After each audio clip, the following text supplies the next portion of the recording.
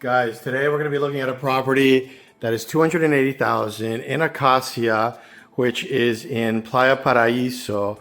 Playa Paraíso is kind of a weird neighborhood. It's like you see a lot of abandoned houses, dilapidated houses. The beach is absolutely horrible. And these people thought, you know, $280,000 for this way out there, 17 minutes away from Puerto Morelos. I think they're smoking some rock salt.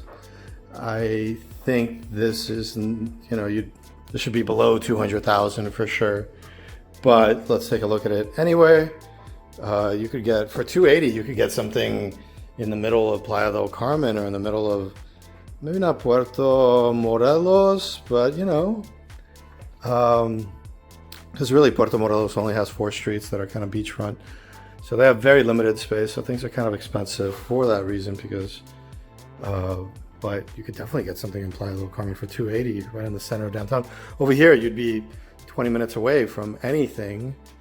They say they're going to put up a beachfront, but I don't see that happening anytime soon, to be honest.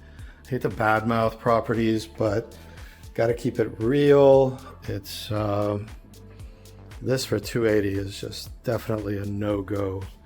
Not even close. And they said the furniture comes with it, as if it were a good thing. I'm like, no, please take it with you. Guys, I have this new try before you buy homeownership program that lets you try the property before you buy it.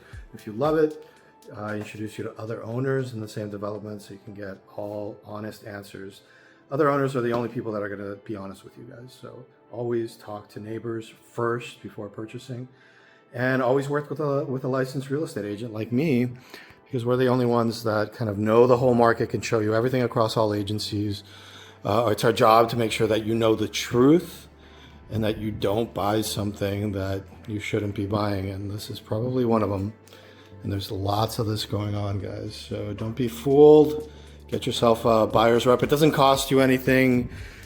Just like in the US and Canada, our commission is paid by the seller. If you don't have a buyer's agent like me, then that commission goes to the listing agent or the developer's sales team in its entirety. So you might as well have somebody on your side looking out for your interests, making sure you pay rock bottom prices.